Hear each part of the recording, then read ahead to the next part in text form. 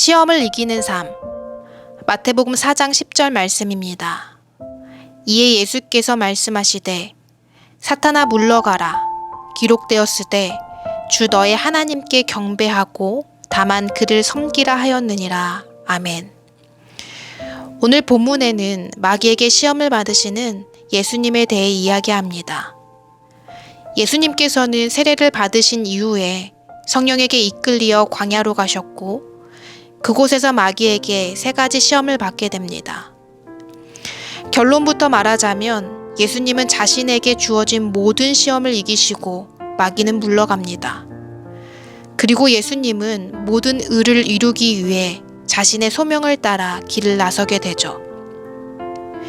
예수님께서는 어떻게 마귀의 시험을 이길 수 있었을까요? 특별히 40일을 밤낮으로 금식하여 기력은 소진되었고 몹시 줄일 정도로 육체의 힘이 다 빠진 상태에서 말이죠. 예수님은 모든 시험을 주님의 말씀으로 이기셨습니다. 첫 번째 시험에서 예수님은 마태복음 4장 4절에 이렇게 말씀합니다. 예수께서 대답하여 이르시되 기록되었으되 사람이 떡으로만 살 것이 아니요 하나님의 입으로부터 나오는 모든 말씀으로 살 것이라 하였느니라. 두 번째 시험에도 7절에 예수께서 이르시되 또 기록되었으되 주 너의 하나님을 시험하지 말라 하였느니라 하시니. 마지막 3번째 시험에도 10절 말씀에 이에 예수께서 말씀하시되 사탄아 물러가라.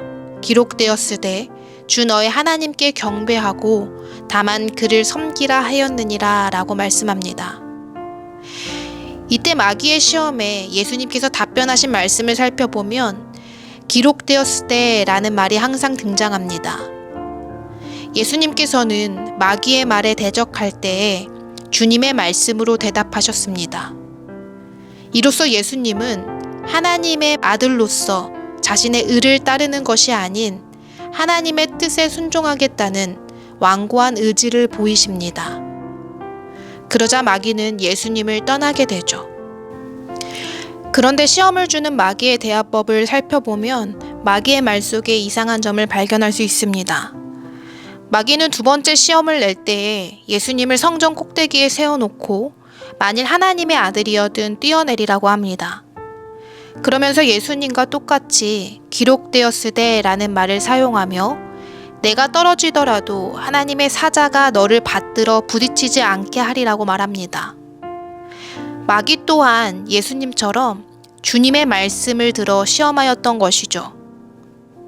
그러나 그의 말 속엔 하나님을 시험해보라 하는 방자한 의도가 숨어 있었습니다.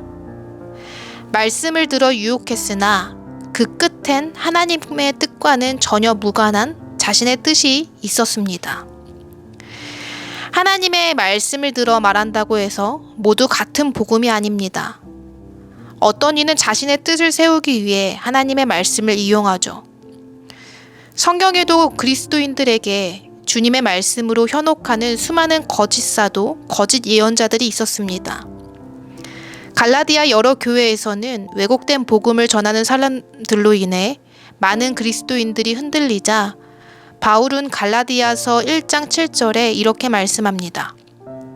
다른 복음은 없나니 다만 어떤 사람들이 너희를 교란하여 그리스도의 복음을 변하게 하려 함이라.